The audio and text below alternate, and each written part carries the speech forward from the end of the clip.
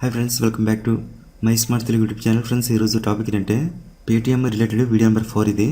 ఇవాళ వీడియోలో మనం తెలుసుకోబోతుంది ఏంటంటే పేటీఎం ద్వారా మనం ఎవరికైనా మొబైల్ నెంబర్కి మనీ సెండ్ చేయడం ఎలా అనేది ఇప్పుడు ఈ వీడియోలో తెలుసుకుందాం. దానికోసం చూడండి, పేటీఎం అప్లికేషన్ ఓపెన్ చేస్తున్నాను. చూడండి, పేటీఎం ఓపెన్ చేస్తే ఇంటర్ఫేస్ అనేది ఈ విధంగా వస్తుంది. ఈ విధంగా వచ్చిన తర్వాత ఇప్పుడు మనం ఎవరికైనా మొబైల్ నెంబర్కి మనీ ట్రాన్స్ఫర్ చేయాలంటే ఇక్కడ చూడండి, సెండ్ మనీ అనేసి ఈ విధంగా ఉంటుంది. సెండ్ మనీ అనే సెక్షన్లో కింద చూడండి, scan and pay to mobile అనేసి ఈ విధంగా ఉంటుంది. ఈ టు మొబైల్ అనేది దీన్ని సెలెక్ట్ చేసుకోవాలి. స్కాన్ అండ్ పే అనేది ఇంతకుముందు వీడియో చేశాను. ఏదైనా క్యూఆర్ కోడ్ని స్కాన్ చేసి మనీ సెండ్ చేయడం అనేది ఇంతకుముందు వీడియో చేశాను. ఆ వీడియో ఈ వీడియోలో లాస్ట్లో ఎండ్ స్క్రీన్ ఉంచుతాను, కావాలని చూడండి.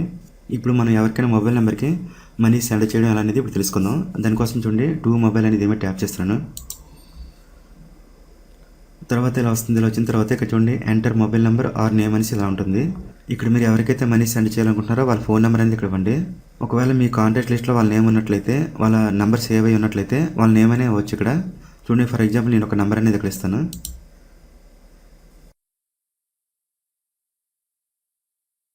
చూడండి, ఈ విధంగా మీరు మనీ అనేది ఎవరికైతే సెండ్ చేస్తున్నారో వాళ్ళ ఫోన్ నెంబర్ ఈ విధంగా ఇచ్చిండి. కానీ ఇక్కడ మీరు గుర్తుపెట్టుకోండి ఏంటంటే, మీరు ఎవరికైతే మనీ సెండ్ చేస్తున్నారో వాళ్ళకు కూడా పేటీఎం అనేది ఉండాలి. అప్పుడు మాత్రమే మీరు ఈ మొబైల్ నెంబర్ ద్వారా మనీ అనేది ట్రాన్స్ఫర్ చేసుకోవచ్చు. ఈ విధంగా మొబైల్ నెంబర్ ఇచ్చేసిన తర్వాత కింద చూడండి, ప్రొసీడ్ అని చూస్తారా, ఈ విధంగా ఉంటుంది. దీని మీద ట్యాప్ చేయాలి. తర్వాత ఇలా వస్తుంది. ఇలా వచ్చిన తర్వాత కింద చూడండి, పే అనేసి ఈ విధంగా ఉంటుంది. దీని మీద ట్యాప్ చేయాలి. తర్వాత ఇలా వస్తుంది. ఇలా వచ్చిన తర్వాత ఇక్కడ మనం ఎంత అమౌంట్ పంపించాలో అంత అమౌంట్ ఎందుకు ఇవ్వాలి. ఫర్ ఎగ్జాంపుల్ 1 రూపీ ఇస్తాను ఇక్కడ నేను. ఈ విధంగా మీరు ఎంత అమౌంట్ పంపించాలో అంత అమౌంట్ అనేది ఇక్కడ ఇచ్చేయండి. ఇచ్చేసిన తర్వాత ఈ కింద చూసుకున్నట్లయితే ఇక్కడ మన పేటీఎంకి ఎన్ని బ్యాంక్ అకౌంట్స్ లింక్ అయి ఉంటాయో అవన్నీ కూడా మనకి ఇక్కడ చూపిస్తుంది. ఇక్కడ డౌన్ యారో ఉంచేసారా, దీని మీద ఇలా ట్యాప్ చేసినట్లయితే ఇక్కడ మనకి అవన్నీ కూడా ఇక్కడ మనకు కనిపిస్తాయి. ఒకవేళ మీ పేటీఎం అకౌంట్కి ఒకటి కంటే ఎక్కువ బ్యాంక్ అకౌంట్స్ లింక్ అయి ఉన్నట్లయితే అవన్నీ కూడా ఇక్కడ మీకు కనిపిస్తాయి. దాంట్లోంచి మీరు ఏ బ్యాంక్ నుంచి అమౌంట్ అనేది కట్ అవ్వాలో సెలెక్ట్ చేసుకోండి.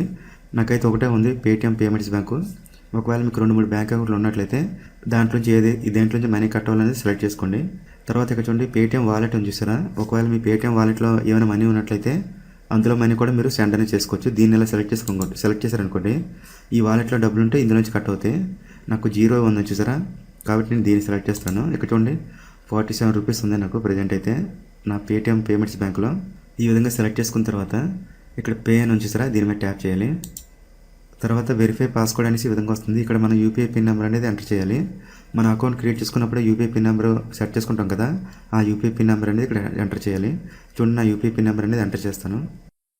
చూడండి, ఈ విధంగా యూపీఐ పిన్ నెంబర్ ఇచ్చేసిన తర్వాత పే అని చూసారా, పే అనేది దీని మీద ట్యాప్ చేయాలి.